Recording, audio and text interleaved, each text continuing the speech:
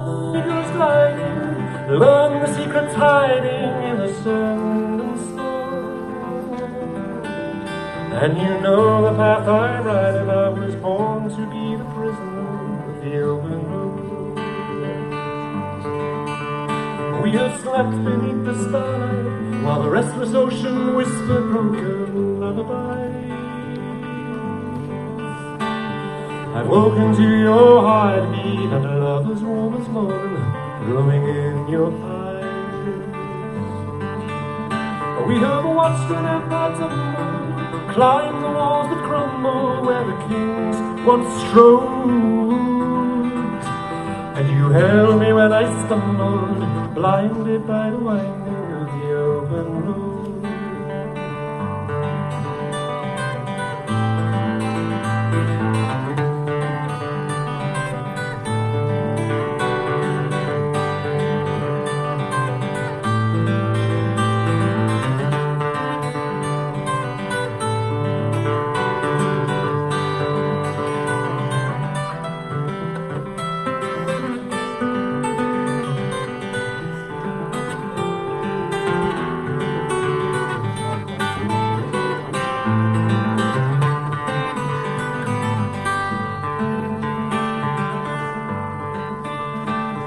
Tasted milk and honey, drunk the juice of bitter berries from a secret vine. I put on veils of mourning and walked barefoot on the marble of forgotten shrines. And I will long to feel you with me, think of how you kissed me when the wild winds blow. And I pray that you'll forgive me, but I'm born to be the prisoner of the open road.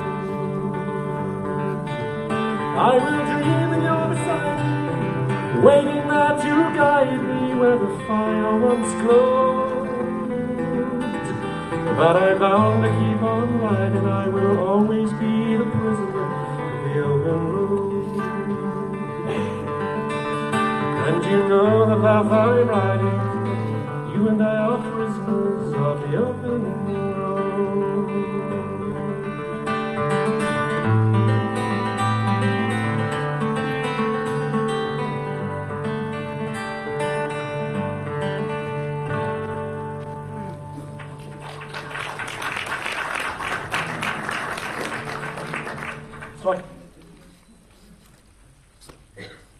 With the Sam's Club app, shopping has never been easier. Skip the checkout line, scan and go shopping. Order ahead with curbside pickup.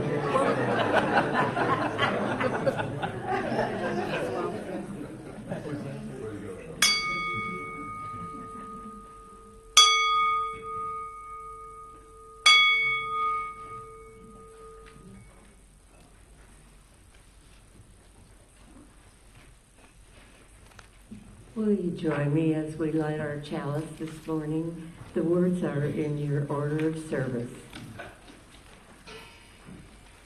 We light this beacon of hope, sign of our quest for truth and meaning, in celebration of the life we share together.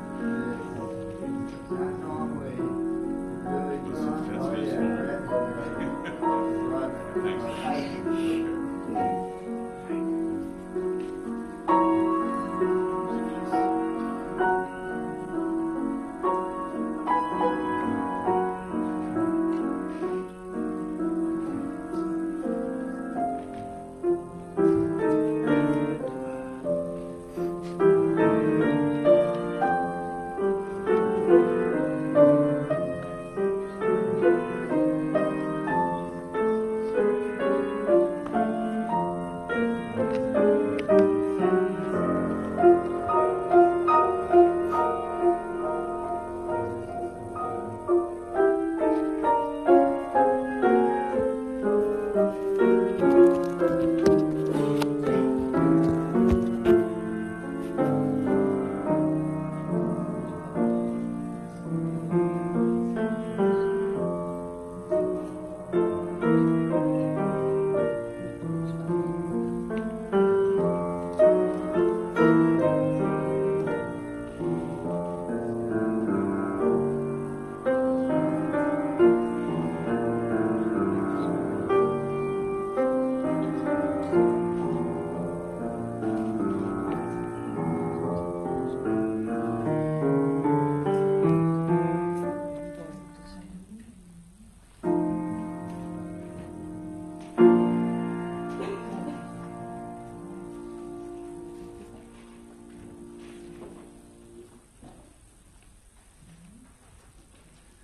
morning, everybody. Good morning. My name is Charlie Tyler. I'm the Pastoral Minister here at Unitarian Universalist Congregation of the Low Country. It's my pleasure to be standing in front of you. Those of you who are guests and visitors for your first or second time, you have found your way into one of the most welcoming and compassionate groups of people that I know that exist on this planet. Consider yourself fortunate, and for some reason you've managed to make your way here. And I hope that this is a positive experience for you. In a few moments, those of you who are first or second time visitors, I'm going to ask if you're willing to stand and give us your name and tell us where you're from, because there's somebody else in the room that's probably from there too. And that's one of the ways that we get to know each other and understand each other.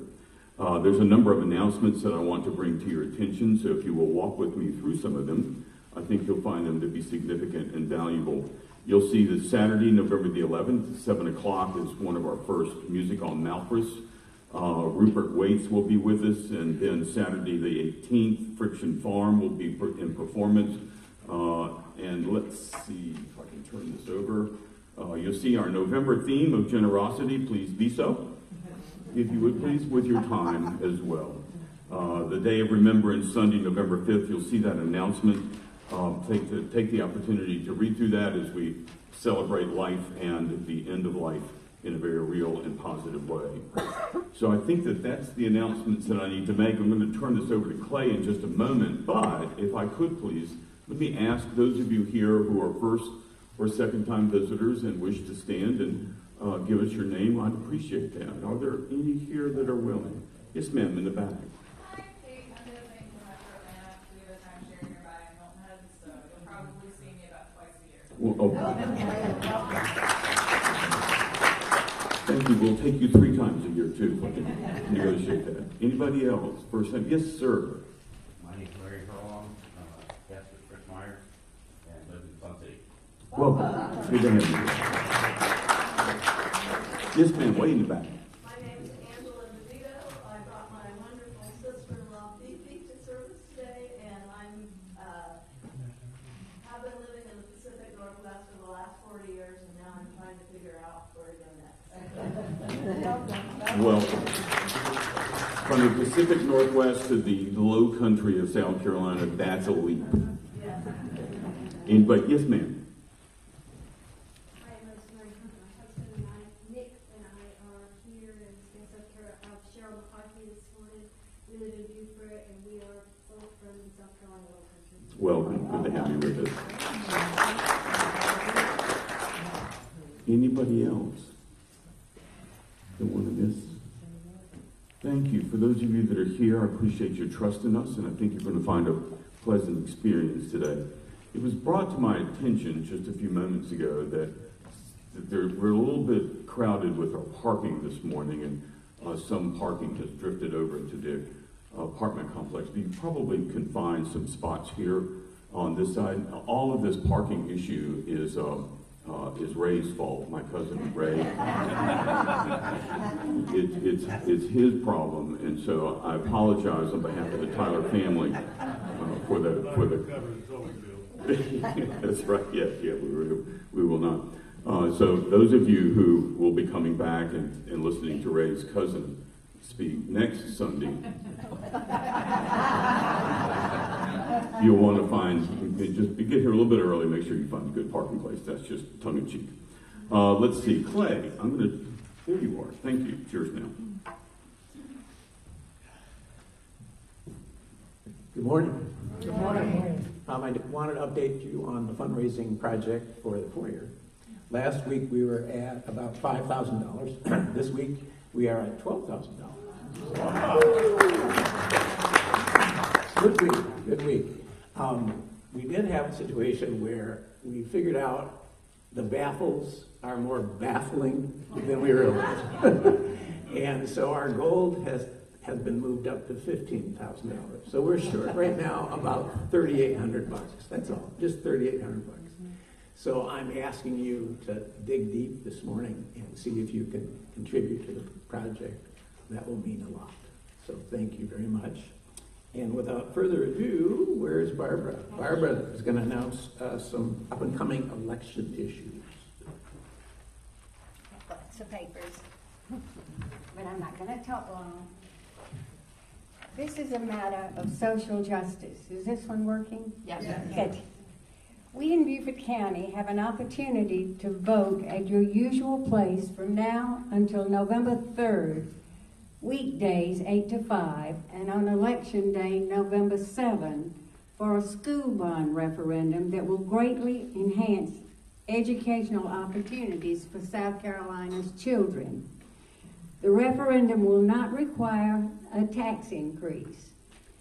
Among the benefits are new facilities and upgrades to some existing schools, expanded early childhood opportunities and kindergarten opportunities, expanded career and technical pathways, and many other opportunities for those who are not going to college.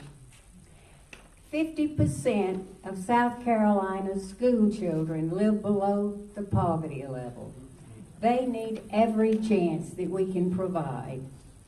Superintendent Dr. Frank Rodriguez has enlisted an oversight committee of retired professionals from the communities to provide transparency and guidance. Please consider voting for the improvement of South Carolina children's lives. And I know some of you already have.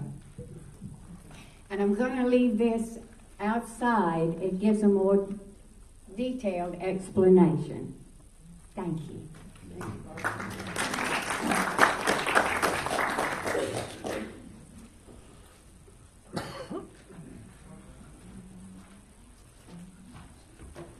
Are there any other announcements that need to be brought to our attention today? I'm going to invite my colleague.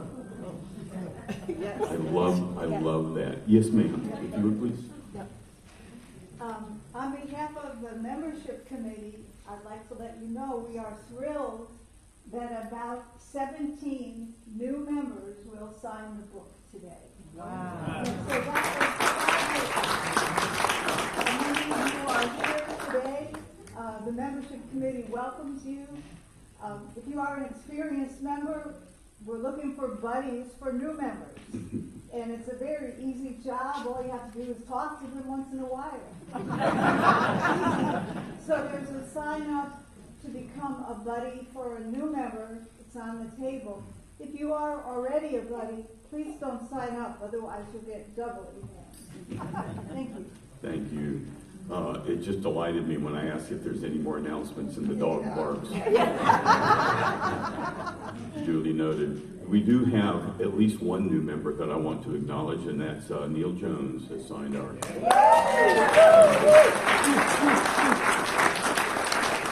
So he's our newest member. Y'all be nice to him. Thank you. Ray, if you would, give us your opening words, and then we'll have a song together. Good morning. Good morning.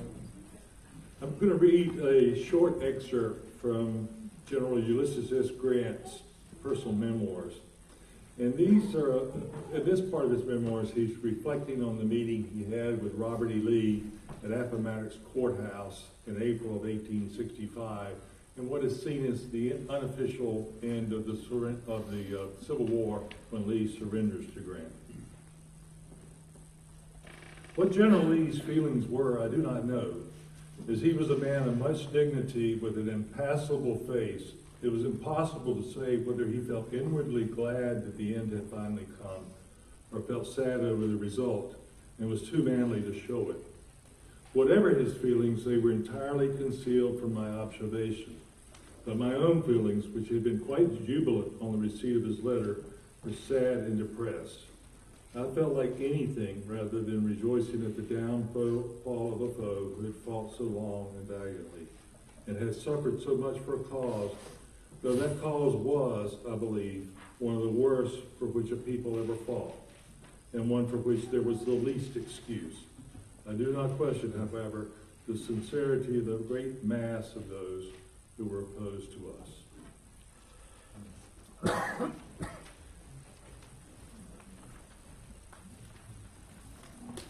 If you would now please take your hymnals in your hands, turn with me, if you will, to hymn number 123. If you're willing and able, please stand, and may we sing together, Spirit of Life.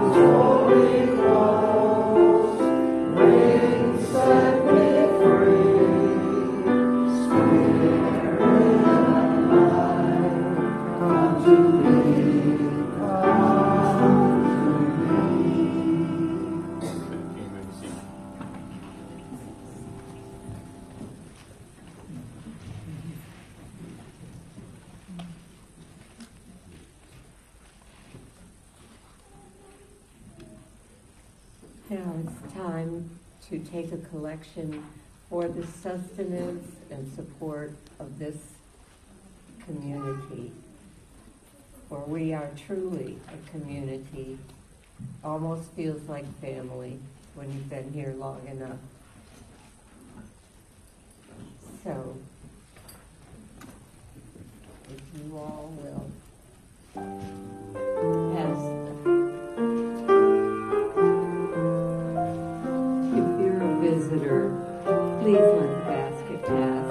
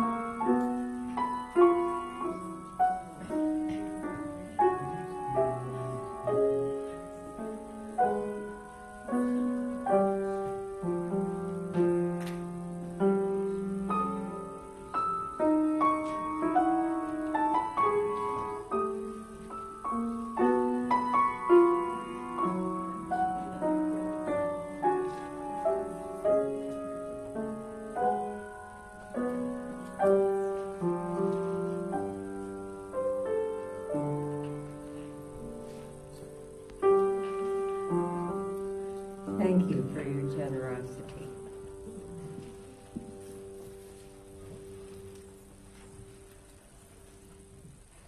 And one more thing we do at this church, we support the Sandalwood Food Pantry on Hilton Head and the Bluffton Self-Help.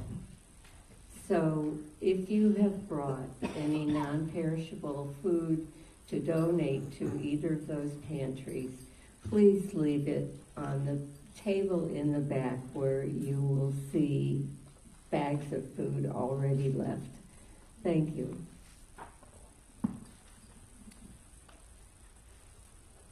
Hi, I'm a rookie at this, so bear with me. I've been practicing this routine of joys and concerns all night long, it seems. So just hang in there. It is the opportunity for joys and concerns that we have unique here in our congregation, for the opportunity to celebrate the joys and to have compassion for the concerns that you might have, that you might want to express here in a moment. So if you are interested, please come up, take a stone from the basket, tell us your name and what it is that you have a concern or a joy about, and then return it into the cairn. No announcements, please.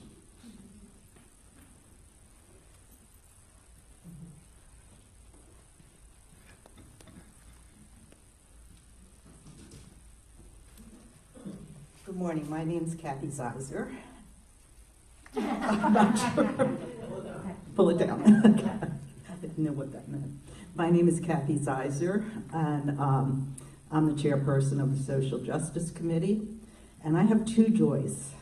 The first joy is I couldn't find a parking spot this morning, so yay. So, the second joy is yesterday,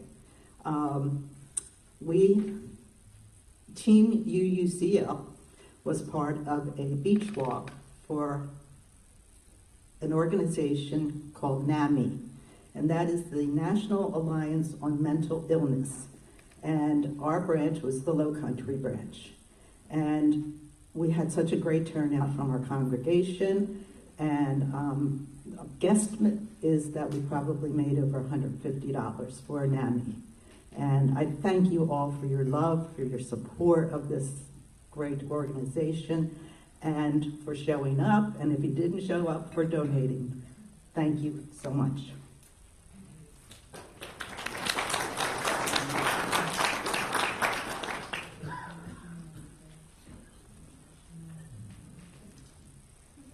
Good morning, I'm Susan Crow. I have a quick joy, and it's very relevant for our speaker today. And like Ray, I grew up as a liberal in the Deep South.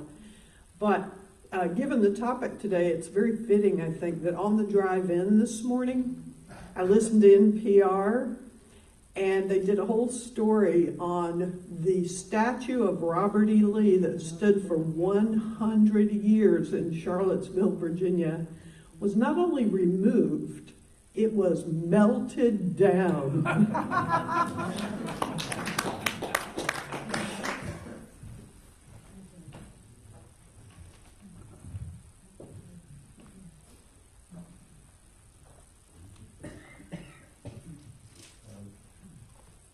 Hi, I'm Ray Tyler.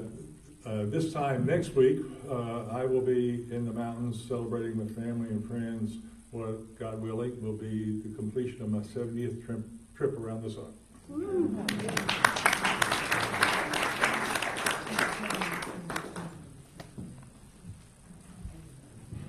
I will take two. She forgot her stone.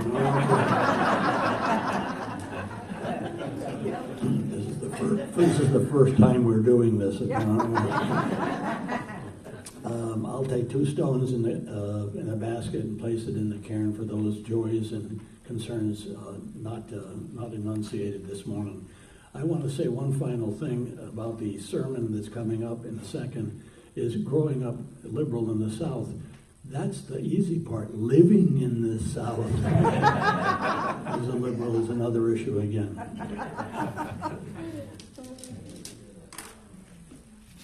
Please join me in the affirmation, 458. In your hymnal. Ready?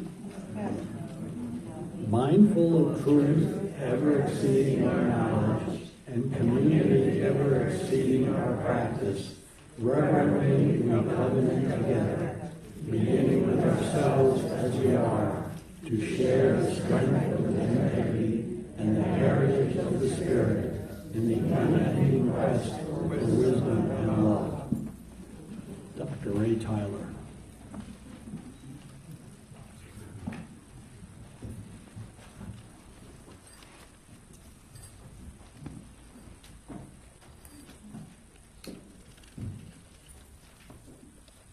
You know, if you were to open your phone now and ask Uncle Google, who in the world was Dr. William Henry Brisbane, and clicked on the Wikipedia page for Brisbane, you would see him described as a Southern Baptist minister, planter, turned abolitionist.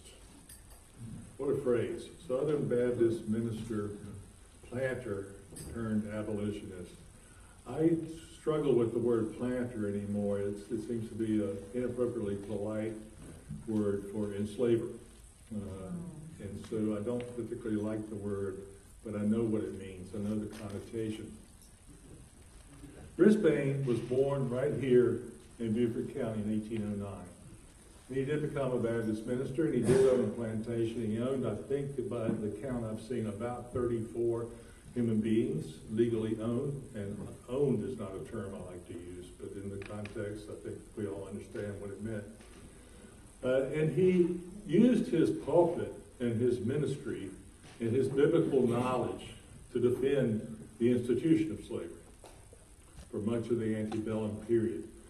He saw slavery as being sanctioned by the Bible and then thus okay in the eyes of God. And a friend sent him sometime in the 1830s, 1840s, I'm not sure the exact date, but a friend sent him a pamphlet written by an abolitionist arguing, excuse me? Can't hear you. Lift it up. I'm sorry. Thank you. Call. That's the problem. The problem is I got new hearing aids and I sound like I'm shouting to myself, and you guys can't hear me, so I apologize. Should I start again? Start again? All right. If you're to Google the name William Henry Brisbane, you would find him described by Wikipedia as a Southern Baptist minister, planter, turned abolitionist, which is a strange way to describe somebody. But Brisbane was born right here in Beaufort County in 1809, and he was a planter, owned, as I mentioned, something around 3 dozen human beings, owned being the term that would have been used in the time. And he also used his pulpit, his Baptist pulpit, in his ministry and his knowledge of the Bible to defend slavery as an institution. You probably know that some ministers did this. He saw the slavery as being sanctioned by the Bible and thus okay in the eyes of God. Somebody sent him a pamphlet sometime in the 1830s or 40s, and this was an abolitionist pamphlet using the Bible to attack slavery. And his friend told him, Henry, I think there's no better person to rebut and refute this abolitionist than you. Would you please pick this thing apart and answer it in the way it deserves to be answered? And so Henry spent a couple days and a couple drafts and tried, and a bit ironically became convinced that the pamphleteer was right and he was wrong. So he did what very, very few white Southerners did at the time. He manumitted his slaves. He moved with them to Ohio. Some states you were required to leave the state if you manumitted your slaves. I don't know if that was true of South Carolina. I know it was true of Virginia. He moved to Ohio, and he lived relatively, I wouldn't say poor life, but more economically struggling than he would have if he had remained here in Beaufort County enforcing this labor on his behalf. That pamphlet was kind of Henry's burning bush, you might say. It transformed him. I was very fortunate. I didn't have to have that kind of burning bush moment to transform my views on racial equality. And given my skin color, my gender, my age, as I mentioned, I'll be 70 next week, so I was born in 1953, 6 months prior to the Supreme Court announcing in the case of Brown versus Board of Education that segregated schools are inherently unequal. But yet I did not attend an integrated school until my senior year in high school in 1971-72. So it took that long to fully integrate Winston-Salem, North Carolina schools. So given up those circumstances, I consider myself very fortunate that I grew up with parents who wanted to see Jim Crow dead, wanted to see this kind of system that was a consequence of slavery forever dismissed and forever gone from our region of the country. So I did not have that burning bush moment, but my dad did. My dad had played baseball as a kid. He was born, along with cousin Charlie's dad, Sidney, in a town of about 350 people, Roxabelle, North Carolina, in northeastern North Carolina, Jesse Helms country, when Helms was being elected. And he played baseball as a kid. And our grandparents had a sandlot field beside their house, and the kids would play baseball. And when you were 6, 8, 10 years old, the boys were allowed to play in integrated games. By the time they got to be 12, 15, hit puberty, okay, no longer allowed. So my dad developed a friendship with a young boy who happened to be African American in this town during, of course, the 1920s, 1930s, deep in the Jim Crow era, and became friends. And then, of course, they went separate ways when the culture forced them to do that. This young man one day was walking down the street, such as they were in Roxabelle, and turned the corner around the store, the few that were, and literally bumped into a white woman. And it's a kind of collision that you and I probably all had, in stores and grocery aisles and whatnot. You turn and you do a little dance, and you go this way, I go that way. No big deal, right? It was a big deal in the Jim Crow South in a little town like Roxabelle in the 1930s for a 15-year-old black boy to bump into an adult white woman. This young man was charged with attempted sexual assault, attempted rape, and spent 5 years in central prison in Raleigh, North Carolina. Thankfully, he wasn't lynched. This changed my father, he said, forever. Up until that point, and he's still only 15, but up until that point, he had assumed this was the way things were, this is the way that things always were going to be, this was the way things were supposed to be. When you grow up in that environment, that's what you're going to assume. But he changed. That was his burning bush moment. He began to think, look around and say, what's happening is unjust. I don't know if he formed any deeper thought than that. It's just that this is unjust. And I don't know how much he knew at the time, but something I've discovered as I've developed my interest in history over the years. My family was slave owners. They were enslavers. I have held in my hand as an 18 or 19-year-old, the first time I saw these, bills of sales for African American women, 130, 111, young girl, sold and purchased by our great, I think I got the number of greats right, Charlie, great-great-grandfather Langley Taylor. I did not know the first time I saw it how to feel about it, what to do, what to think about it. I do not know today. I confess that I have more questions than I have answers about this.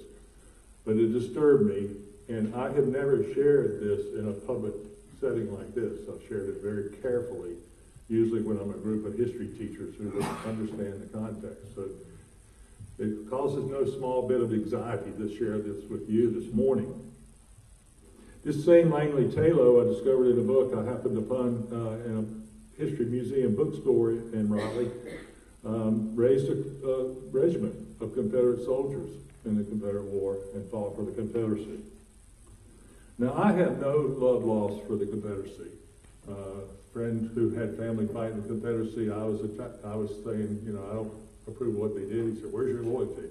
I said, well, Bob, let me make it clear to you. I have no loyalty to the Confederate States of America. None, zip, nothing.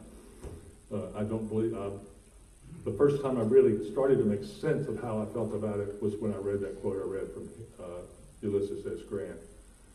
You can praise the people who fought for their physical courage, but the cause for which they fought was one of the worst that people have ever picked up a weapon for, in my opinion. So I have no love lost for that. They made choices that I would like to think I would not make. But the truth, the real painful truth is, Had I been born in that time, in that culture, in that family, in that society, statistically, the probability is I would have made the exact same choice that Langley Taylor made. So this, I see, is a kind of a human problem. It transcends any circumstances of any particular era. My father, unfortunately, suffered another burning bush moment of a quite different nature. In 1951, 52, I'm not sure exactly which year, he was on the Board of Deacons for College Park Baptist Church in Greensboro, North Carolina, right across the street today from the University of North Carolina at Greensboro. He was on the Board of Deacons. He was a new father, new husband. My older sister Margie had been born. I was yet to come along. And there was a story that got into the local newspaper that an African-American family had attempted to join an all-black church. And in those days, when a family moved to Greensboro and wanted to join the church, it was usually a rubber stamp kind of thing. You know, you profess your Christianity, you join. No big deal. It was a big deal this time. And they were declined. And the story made it into the newspaper. And my dad proposed to the Board of Deacons at the next Board of Deacons meeting that College Park Baptist issue a statement and put it in the paper that College Park Baptist would welcome Christians of all races to their services on Sunday morning. When he told me this story, he told me, son, you know, to say that I was naive would be the understatement of my lifetime. And he said it with his eyes downcast, almost like he felt guilty for what had happened. There was quite a backlash, as you might imagine, up to and including the women who were, and my dad never told me this, but my sister Margie told me, the women who would keep the nursery on Sunday mornings would not keep my sister Margie, who was about a year old, because keeping her might taint them. It was a smear of my father's resolution. My dad had discovered something that political philosophers call the tyranny of the majority. The tyranny of the majority.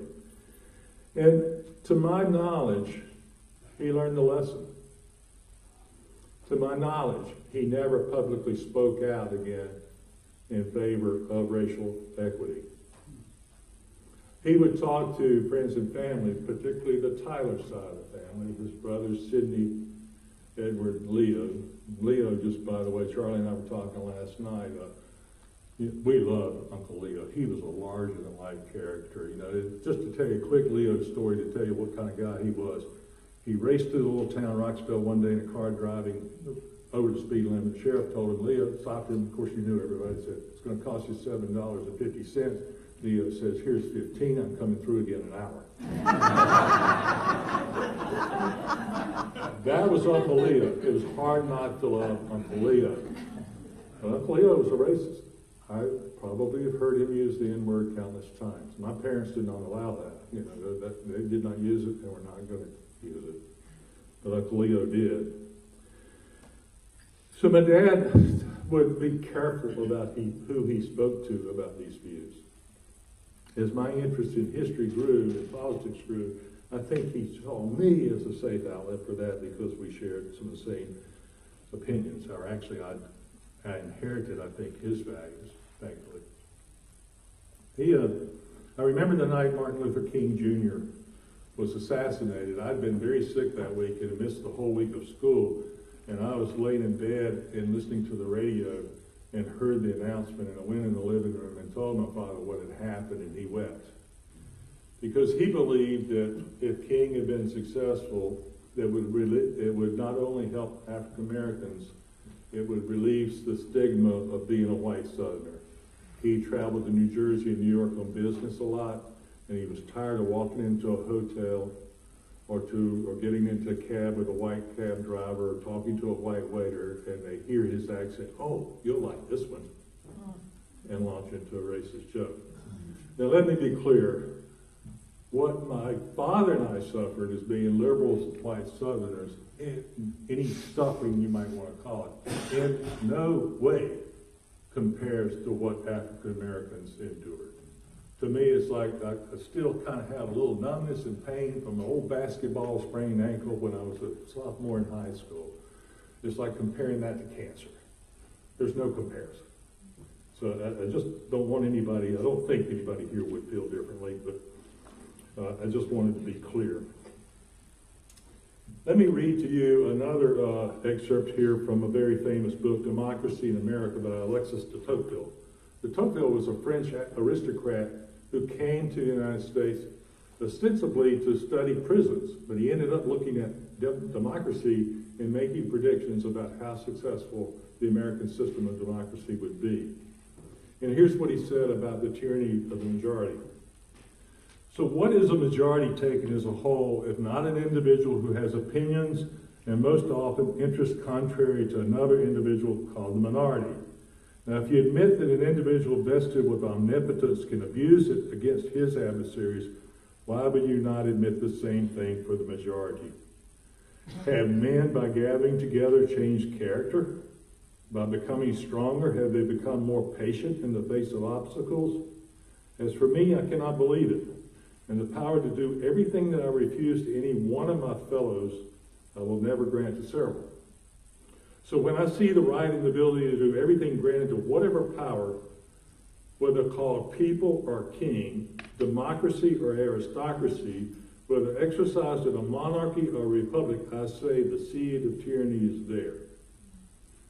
And I try and go to live under other laws. And here I'd like to point out that the majority is always shifting, always changing. You can have a majority faction in a church, in a business, in a town like Beaufort or Bluffton or Hilton Head. They can shift. It's always a danger, the tyranny of the majority. As I continue to grow in history, and as I loved history as a young boy, I blame my Aunt Liz. My father's twin sister, I had a twin sister who was like a second mother to us, and she would take me to Guilford Courthouse Battleground Park in Greensboro. And General Nathaniel Greene was on an equestrian statue in the park, and as a 5, 6-year-old boy, I thought this was the coolest thing I'd ever seen. You know? and I wanted to know, what do you have to do to get yourself put up on a horse in a statue like that? You know, I thought that'd be really great. But by the time I got to 5th grade, I was really interested. This would be 1965. And I'm in a 5th grade, all-white classroom, obviously white teacher, in Winston-Salem, North Carolina. And this teacher, this is right after Selma, Bloody Selma, the Bloody Sunday in Selma. And I would say, if you want to visit a historical site, which there might be a single moment when the South began to change, go to Selma and walk across that Edmund Pettus Bridge. And if you can't walk across it, get somebody to push you in a wheelchair. Don't just drive across in a car, but go to Selma. It's quite a moving experience. But this teacher, right as that happened, went on a rant against Martin Luther King, just ripped into him. I don't remember what she said, thank goodness. I remember what she said to me, because little naive Ray raised his hand and said, my daddy thinks Martin Luther King is a great man. And this public school teacher in Winston-Salem, North Carolina, looked me in the eye, and all the 30 kids in the classroom and said, well, your daddy is an N-word loving communist. But she did not say N-word. I was upset. I remember being upset. I don't think I cried. But I went home and told my dad the story. I can remember very vividly sitting on the armchair beside him. He was still small enough then, about Charlie's size.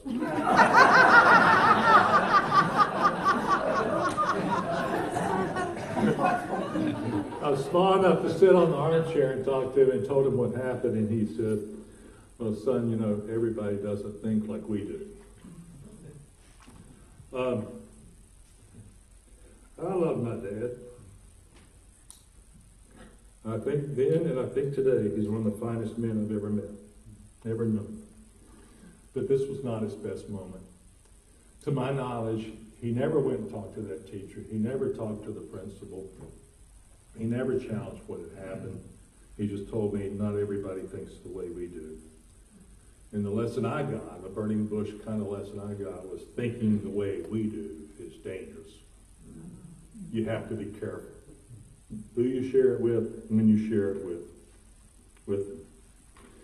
This kind of thing, I grew a little bit more in Compass, went to college, went to East Carolina University, and I remember hearing the same kind of thing. It was in an era where you first started to have blacks and whites sharing dorm rooms, and there was a young man who was rooming with one of my high school friends on the hall who happened to be African American, a really great guy. I mean, he had good character, he had good grades, he was very personable, he was a future leader. He was in ROTC. You could see this young man was a future leader, even in our naive little 18-year-old minds. We recognized that was the kind of person Ron was. But there were guys on the hall that were saying, and two of them the worst, by the way, for all you Yankees in here, from New Jersey. But they were the worst, and they, I wouldn't want a black roommate, blah, blah, blah. And I was defending them. And they said, you like N-word? Well, didn't know how to respond to that. First of all, I wouldn't call them N-word. But I like black people as well as I do white. There's some black I like better than white. Some I like worse, that I like less than white. But anyway, then they started calling other white boys on the hall. Said, come here, Tyler likes. Tyler's up, N-word lover. Again, no comparison to what African Americans look over. But it's lonely and isolating. And it left me, I think, for a long, long time wondering where I belonged. Where I belong. And I still have struggled with the roads not taken because I didn't figure out where I belonged for such a long time. I finally figured out I belonged in the U.S. history classroom. But I finally figured that out at the age of 55. I was in a class one day, because I did a lot of other things before I got back into the classroom very late in life. I was in a classroom, this beautiful little girl, Ivy, said, I don't know what I was talking about, but she blurted out in class, said, Mr. Tyler, you were meant to be a history teacher. And on the way home, I thought to myself, how in the world did this 15-year-old child figure out in 5 weeks what it took me to figure out 55 years to figure out? But she nailed it. She definitely nailed it. So the last lesson that my dad gave me,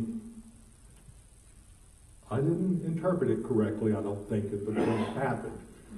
It was near the end of his life. He was struggling his last few days. He died from complications of Parkinson's at 88. He lived a good long life. And at one point, I was sitting beside him in those last few days. He reached out and grabbed my hand. He said, son, you know, I don't know a damn thing. And I thought, that's your Uncle Charles, isn't it? That's my dad. Charlie's Uncle Charles. And didn't think too much of it at the time. I said, yeah, I know, Dad. My dad always had more questions than answers. He was unbelievably curious intellectually. He read physics chaos theory. He read theology. He researched the historical Jesus. He read Pushkin, Russian poetry, Dostoevsky. When he retired, he tried to reread all the Shakespeare he had read in high school. He made his living as an electrical engineer. A very unusual interest. But I realized after that, he was struggling to get his thoughts out. He was kind of slipping in and out of lucidity. And I realized he was trying to tell me more. He was trying to tell me, son, don't live your life the way I've lived mine. I don't know a damn thing. I think that's the lesson, the last lesson he was trying to tell me. He was trying to tell me he had more questions than answers, and I needed to find the answers for myself. So that answers for myself is to try to find ways in which I can speak out safely, and this is a safe environment here, about those stories for which I still wrestle to interpret. I have two separate thoughts in my head. One is that my family, I can applaud my family members who fought for the Confederacy, their physical courage, but I abhor the cause for which they fought. And I try to hold those two thoughts in my head. And I know what I need to support that community. You need a community of safe people that you can recharge your batteries, re-energize your passion, recommit to what's important to you. And I've learned that the secret to when you're engaging with other people who disagree with you is to ask probing questions. Actually, scrolling this morning before I came over here and saw a New York Times story where a German company is teaching its employees how to ask probing questions when they get into a political discussion with their fellow employees. And I believe in perseverance. My dad, one last quick story about my dad. He volunteered World War II 8 times before they took him. He had bad eyesight. And I asked him, I said, well, Pop, why'd you keep at it? Or why'd you keep doing that? He said, I live in a town of 300 people. It's embarrassing. I'd walk down the street and they'd say, Charles, why aren't you in uniform? Why aren't you in the service? So some of the questions I've learned to ask is not so much what caused the Civil War, but what caused secession? What made the political leadership want to leave? Why would individuals join the cause? There could be lots of reasons why they would join the cause. But I think we also have to have perseverance. To me, this is an age-old problem. I got another stark lesson. I'm sorry if I'm rambling on, but I got another stark lesson on racism when I lived in Arizona. I asked a man that I worked with and said, can you tell the difference between a Hopi Native American and a Navajo Native American? And he said, sure. I said, how? He said, the Hopi's sober. That took me out of the black-white dichotomy that I grew up in the southern United States and put me in a whole different type of racist situation. And I realized how human this is, unfortunately. So I think it requires perseverance. Our lives are not sprints, they're not marathons, they are relay races. We have the baton for only so long. And our job is to hand the baton off to the next generation, pat them on the back and say, run your race hard. Thank you.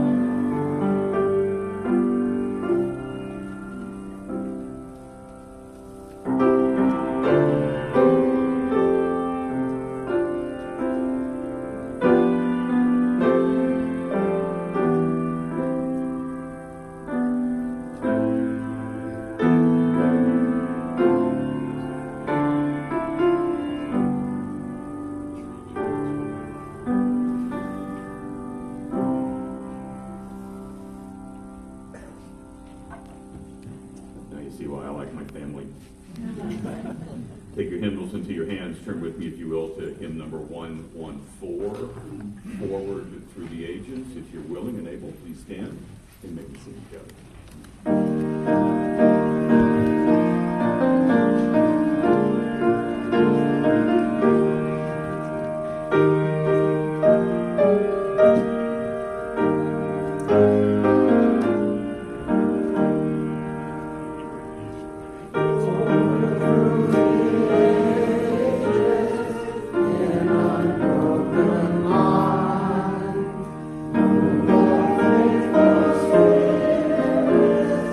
Spirit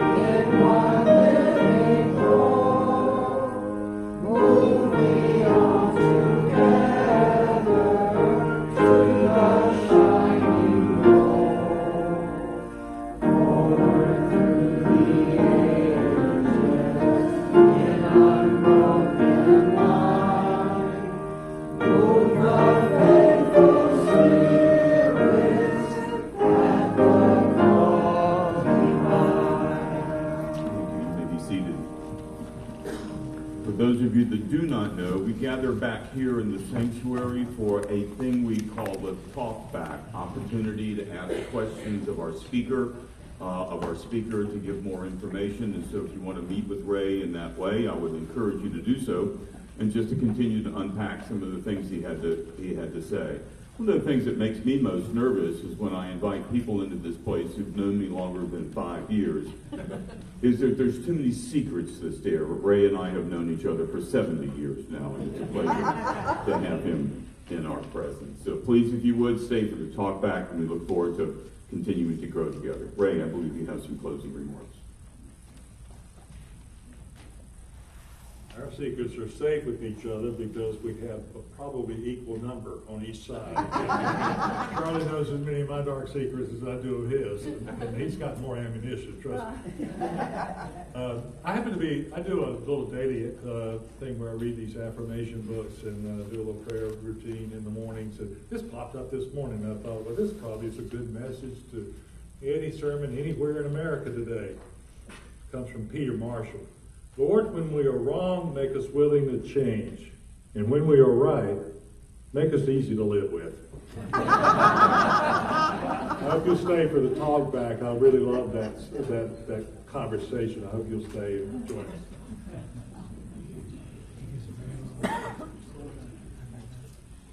And now, please join me in extinguishing our talent. The words are in your order of service. While we extinguish this flame, you still carry in our hearts the light of truth, the warmth of community, and the fire of commitment, until we are together again.